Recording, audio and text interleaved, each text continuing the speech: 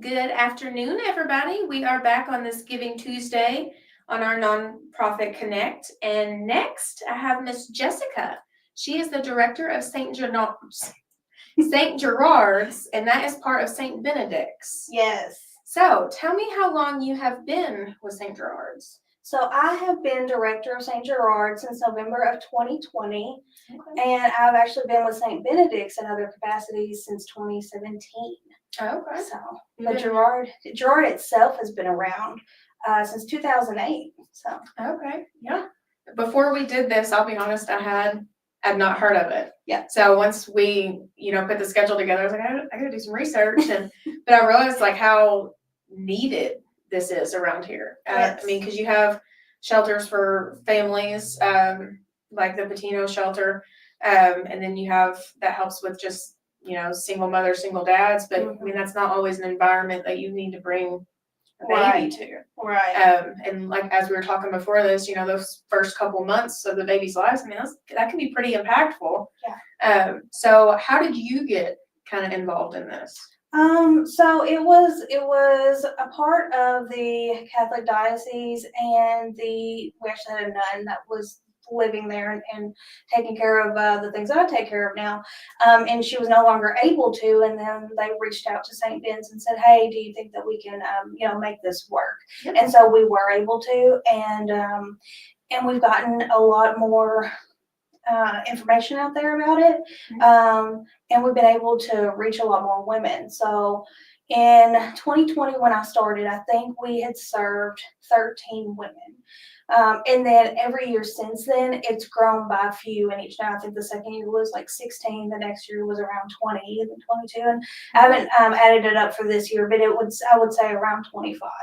So amazing. Yeah. That's amazing. That's amazing that it keeps progressing and gets getting bigger and bigger every year, and it's growing. Well, and like we were talking about before, that ripple effect that it has. And so it's not only the mothers that we're serving, it's the children, it is the other children that they're getting back in their lives. It's that full circle ripple effect that we get out of it, and it makes it definitely worth it for me. Absolutely. Yeah. Absolutely. To see, hopefully, the ultimate goal is to connect those families again and to have a part in playing in that. That's what it's all about right there. Yes. So, from what I was reading on your all's website, so a pregnant woman can come to you all at any point in their pregnancy? Yes, any point in their pregnancy. And they can stay with us for up to 3 months after they have baby. And we've had it come in where you just found out they're pregnant 2 weeks ago, and we've had it where they come in and they're going to have baby in 2 weeks, and so we really get the full spectrum there. And so it gives us a lot of opportunities to serve. Yeah. That's awesome. That's awesome. I bet it's hard to see those babies go after. It is. You've been around them so long, and you've grown to love them. Yeah. So the majority of the time, the women are pregnant while they're there. And so usually we say we'll have about 2 babies. I think the most we've had at one time was 4. But it always works out. It always works out good. And we just had a little Daisy May. She was born at the end of November, and she came early. And mom is adjusting well, and it's just it's a beautiful thing to see, because they may come in scared. It's scary. It's scary choosing life. And they may come in scared and maybe apprehensive about what their mothering skills are going to be, but you can see that it'll just come naturally, and they grow into it, and it's one of those really beautiful things. Yes. That's amazing. And you never know some of their situations, what they're truly like, what they're leaving to, seek this type of shelter, to seek this kind of help. So, just that right there, that says a lot. Well, I think that people don't understand maybe the reasons why someone would come to us. And so it could be that she's a really young mother and got pregnant, got kicked out of her parents' house. Or when the tornadoes came through, we had a couple of women that came to us because of that. So it can be natural disasters. It can be, I was young and got pregnant. It could be, I'm going through a difficult relationship type thing. So there's a lot of different reasons why someone would come. come to you and help. Yeah. That's amazing. So I also did some more stalking and I seen where y'all are doing some remodeling. Yes. So I see that's gonna add quite a bit more housing for y'all. Yes, and it's so exciting. So for the longest time, we shared our home with Birthright, and they had the downstairs portion. So Birthright, and I actually moved right down the street. So that freed up that space downstairs. And so one of the problems that we see is, because we're in a 2-story house, is someone that's had a C-section and climbing stairs with baby. It's not easy. Yeah. And so we have that like handicap accessible bathroom downstairs. And so this is going to give us 2 new bedrooms. It's going to give us a living room, and then where our living room is now will be our classroom. And so excited. It's going to almost double our capacity. Yeah. It's exciting. It's yeah. great. That means you're growing. That means you're doing good things. Yeah. That's awesome. Mm-hmm. And also you told me that y'all just got a crib set donated. Yes. And it's going to be so pretty to put in that brand new space. Yes. A wonderful couple came and donated the crib and the matching baby changing table and dresser and nightstand. And as soon as I saw it, I said, oh, it's going to look so good in the remodel room. So. Can you just imagine those new mothers that probably don't have a whole lot and they have something brand new to use? And I mean, that's just got to feel good for them. It's got to feel, a little bit of normalcy, kind of thing. And these are women that may not have that support system. And so, it means something when us at St. Gerard can be there and to support them and to help them grow and independence and all these things. Then also when the community comes in on that, they can feel that love and they're like, okay, I made the right choice. Mm-hmm. Yeah, I think that's what it's all about right there. Yes. Yeah. And like I was saying, it's our future, it's our future policemen, firemen, it's all of, it is a community thing. Mm-hmm. So. And I think every community needs that. I Yes. mean, as we were talking, the homeless population continues to grow every year, unfortunately. Yes. And I mean, that's kind of what we're here for today, like to help all these nonprofits that are trying to help all these different people. And not all of them are homeless that need help. But it's just a huge presence. And, as we were talking too, a lot of us don't know these resources are out there. Mm-hmm. But now that we know, I mean, we're able to get the word out more, and as you're growing, that's amazing. And I didn't realize until I started working there that Owensboro is a resource abundant community, which is great. And it's great for our women because, as we provide that safe, stable home environment for them. Mm-hmm. And, but there's other avenues that we need help with as the community comes in on. So, like parenting classes, we have a company that comes into the home and does parenting classes with them. There's just a bunch of different things because, when women come in, they may not have IDs, social security cards. Maybe they don't have a way for like food stamps, or maybe they don't have their medical set up. And so these are all things that we're able to connect them to. Yeah. That's amazing. Yes. And I heard you talk a little bit about classrooms. So do y'all do some like educational things to help, get these women ready to whenever? Yes, they go? we do. So Mary Kendall Counseling is actually the one that comes in and does the parenting classes for us. And we did have an adoption agency. They were so wonderful. And they would come in and do cooking classes every Monday evening. And it was so great for the girls because that's one area that a lot of them, they need, growth in. And so, yeah, same. And so they were no longer able to do it. And so I will get calls asking about volunteer opportunities. Yeah. And it's kind of weird, but only because it's a functioning household. And so some of them work different shifts, and so we don't always have to have a staff on there at all times. But as far as volunteering to come in to do cooking classes or financial literacy, or really I'm open to any kind of educational thing because I think that all of us can benefit from learning. Mm-hmm. Yeah. We can all stand to learn something new. Right. And you never know what's going to spark that interest.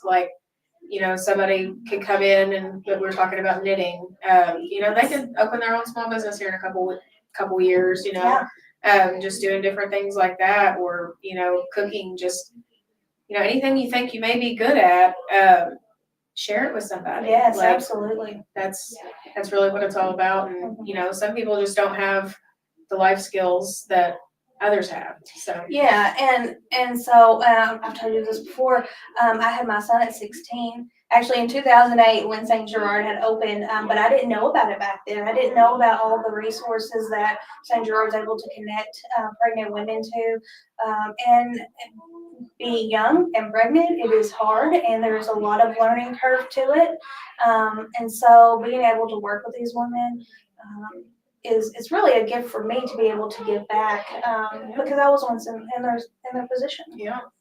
And to know that there's people out there that care. Yes. And they want you to make, you know, the right decision, and just to know people are there, people are love you, and you have support. Yeah, Like, because that's, making the right decision, it's one choice, but it's the support that you get, can really make that difference, you know? absolutely. So if somebody were to want to volunteer, how would they message the Facebook page, or? So we do have a Facebook page, and I am on there all the time. So they can always message the Facebook page. My number is on there also, so they can always call me. Okay. I have a office at the men's shelter, so they can always call, the men's St. Benedict shelter. Yeah. And then, like I said, there's not really too many opportunities as far as like day to day in the house type of thing. Right. But as far as like coming in, teaching a class, or just coming in, hey, I'd like to do, some kind of gathering for the girls every Sunday. Maybe it's a Bible study. Maybe it's, whatever it is that looks like for you, we would love to have you. Yeah. Yes. That's amazing. And you never know that's getting all kinds of different things in there, and just getting them kind of acquainted to all of it. Yeah. So especially while you're not in such a stressful environment, you can take a breath, and it's okay. So that's awesome. What is there anything maybe that people don't know that you all do that you would like people to know? Let's see. Well, so a lot of the time, as far as like, okay, well, so what do we do, right? And I've said this before, like whenever somebody asks me, like, what do I do there? I'm like, it's a little bit of everything, and so we help connect them to food stamps, or when they come in, because it is one thing that they have to provide for themselves is food, and so they're not signed up for food stamps. We'll help them get connected to food banks and food pantries, things like that. Getting signed up for medical, finding your OBGYN, getting connected to some counseling services if that's what you need, parenting classes. We have a really great organization that comes in, and they're doulas. And so they're able to offer them all of those services also. And so, yeah, it's this whole wraparound opportunity that we give there. And so it's really great. Yeah, that's amazing. That's amazing. It's just great that, and as you said there, we were talking earlier, somebody from a different area came in and toured St. Gerard and was asking what you all were doing, just kind of getting an idea. Yes. And then it's good to see that the need is recognized, not only here, but in other communities. And then we're able to, if someone would like a tour, come, give me a call, we'll set up that tour. But yeah, we had a group from Bowling Green come in, they toured, and they actually started up, this was probably 3 years ago, and they were actually able to open up their doors this past May. So good. Yeah. I think what a lot of people don't realize is what does it take to run St. Gerard, right? So we offer all of the things for them. So pillows, blankets, sheets, towels, washcloths, cleaning supplies, paper towels, toilet paper, laundry detergent, like all of these things that help them in their day-to-day stuff. And so we always take donations for that stuff. Okay. But then outside of that, things like cribs, bassinets, and so we have we provide them with the bassinet, with the crib while they're there, but what happens when they leave? Right. And so we do have a storage space that if a crib is donated, that we can always make sure that they get that when they leave, if it's not already being in use in the house. And so we had a need for because like I said, the baby came early, and so she needed a car seat. And what's really great is that the community, man, it pulls together so much. And so I was able to reach out on our Facebook page and say, hey, we just had a baby come, a month early. Is there anyone that can help us with the car seat? And very quickly, someone came through for us. And so it was really good. But it's those day-to-day needs. It's the things that they'll need whenever they go to leave the house. All of that. Yeah. So, it's a big change being in that environment for that long, and then having up and go and leave all your stuff. So to be able to, have some of that on deck, to be able to hand it to them, so that way they have an easier, smoother transition. Yes. So that's amazing. Yes. So where can the people, if they want to monetarily donate, how can they go and do that? So you can go on the Facebook page. There is a link. We're a part of St. Benedict's. Yes. And so on the St. Benedict's website, we have our own tab, and you can go on there to donate. You can call me. I would love to meet with you, do a tour. If you are wanting to donate items, you can always give me a call. Items can usually be dropped off at the men's shelter or at our women's day shelter. Okay. Either one. A lot of the time if somebody calls, because like I said, I'm kind of here, there, and everywhere. Right. So if I'm at the house, I will, obviously meet them at the house. But if it's maybe after hours or something, then they can always take those donations to the men's or the women's. Okay. Yeah. Makes it nice and easy for them. Yes. Awesome. Yes. Awesome. So is there anything else? And I was thinking about this before. So we provide so much, right? We provide all of the pillows, blankets, towels, sheets, washcloths, all of those things. And the one thing that the women do provide for themselves is food. And a lot of the time, I don't know if anybody knows, but getting through at the food stamp office and getting that whole process going it can be a long process. Mm-hmm. It could sometimes take a month. And so in the past, we have had people donate gift cards to Aldi's or Kroger or something. And so it's great to be able to give that to one of the ladies that maybe is waiting to get approved for food stamps, so they can go out, buy their own food, that type of thing, get those things that they like, what they want.